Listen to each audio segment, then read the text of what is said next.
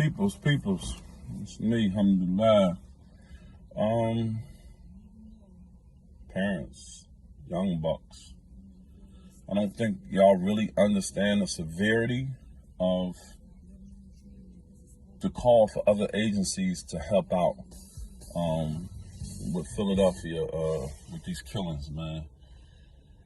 Young bucks, y'all bought this on yourself, man. And, you know, just really not understanding how serious it is if you got the FBI, ATF, everybody joining partners with Philadelphia police, man.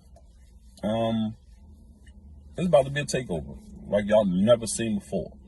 Meaning there won't be no money to be gotten, running down on potential suspects, running down on those who are known gunslingers. So let me just break this down to you how this thing is going to work with the FBI and ATF and everybody is getting involved, because this is what was going on, if anybody remember, in 2003 when I caught my case. So what happens is you have state cases. You get caught with that gun now. You're going to go to the state. You're going to be excited because you're going to keep getting these postponements at your hearings. Well, all that is the feds is behind the scenes working with the state to say, you know what? Let me look at his record and file. Okay, so within the last 7 years, has he had a drug conviction? Okay, so in the state we know, no doubt it's a felony, but the charge for drugs in Pennsylvania Commonwealth is everybody is initially charged with manufacturing with a possession with intent to deliver. So what's different about the feds and the state? The feds rule that manufacturing, possession with intent to deliver as a violent crime. So what the feds do is they look at your record, last 7 years. Okay, he done caught one drug possession. He done caught another possession of a firearm. Let's see how much time we can get out of this. And this is where the joint partnership is going to go. So to the feds, it look like if you're a gun carrier, slinger, you're most definitely a potential murderer. So we take the violent crimes, which is the manufacturing, possession, intent to deliver. I don't care if it's one bag or one cap.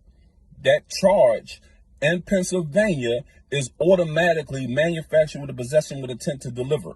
So unless those know to go to pretrial and everything else preliminary and try to get them charges reduced to simple possession, and you think you just be happy and plead out with manufacturing with a possession intent to deliver, and I don't care if it's one bag, that is a violent charge in the feds. So the feds will look at these couple charges, and they look at you with this roofer, which is a convicted felon with a firearm. Now, how the feds is able to pick up the gun case and use your record against you is the fact that your gun was manufactured outside of the state that you're currently in with this firearm. So if your gun was manufactured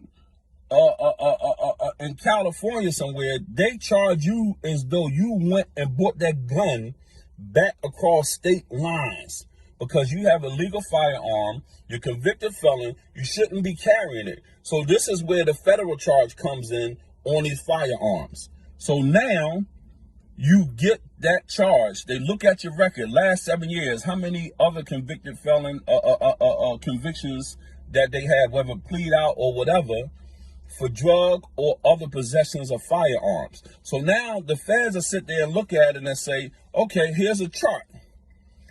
Okay, he has 2-3 convictions for possession with intent to deliver, violent felonies. Now you have possession of a firearm that was manufactured outside of the state that you in.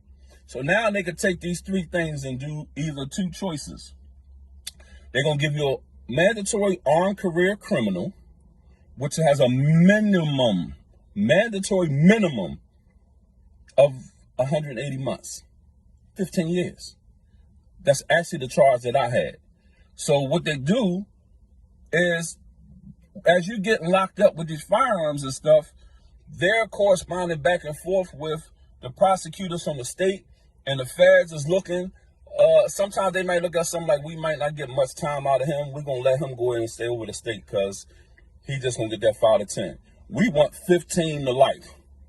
That's what the feds is looking for. So y'all created this havoc and this joint partnership with them. From all the foolishness, the killings, the shootings, and all the stuff that's going on. Now they done joined up with him. They're going to micro manage every case and everybody that gets arrested with a firearm. So now you're sitting in the state, oh, okay, I went down to court today, it was postponed. Oh, man, it was postponed. Oh, third time, they're going to throw it out. Yeah, they're going to throw it out. But guess what? They have to throw it out in order for the feds to pick it up. So now you wondering like, okay, you get this letter in the mail, all charges has been dismissed. The next paper you're going to get is an indictment from the feds. So now they packing you up. You think, well, I'm going to court. I'm just waiting to get out. No, you going down 7th and Arch with a brand new indictment that's going to state. And I remember the first time I seen that and I got that in the mail and I said, they have me versus the United States of America, not versus the Commonwealth, the United States of America. Let me tell you something. The feds have a 99% conviction rate. You ain't going over the feds beating them. You're not.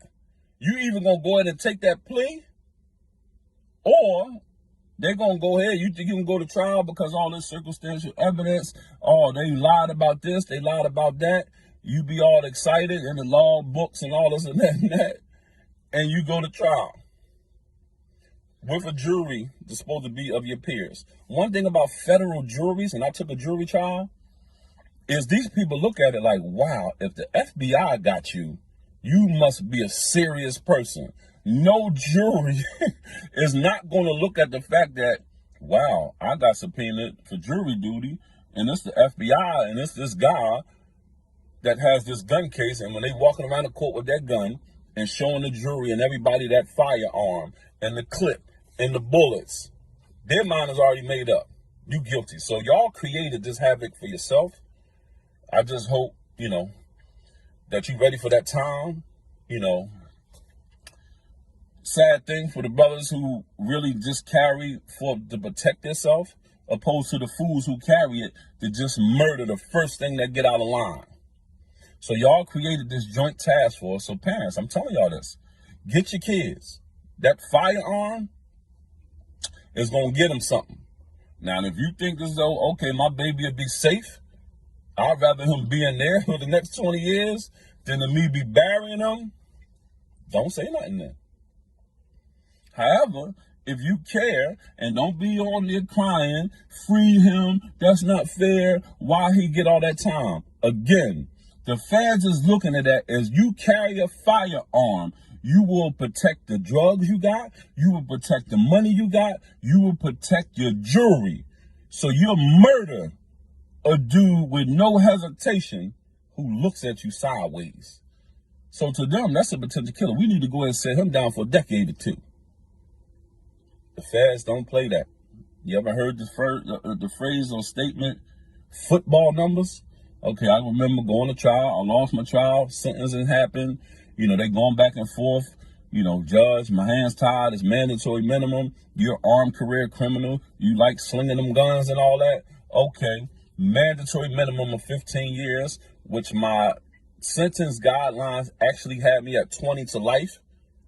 So shit, I was excited, sadly, that when they said, all right, we don't think he deserved 20, but my hands is tied and you're going to get this mandatory 15. So go ahead and take this 180 months. And they don't say years. They just start speaking months. You just sitting there like 180 months. Okay, that's one there. Man, 15 years. Get your kids. They created this joint task force. They're going to pay. Like that lady said, oh, we coming for you. If we any instance that you did an armed robbery, you did a carjacking, you did a home invasion, you just carrying firearms, but you got petty drug cases on you. They coming. I ain't lying.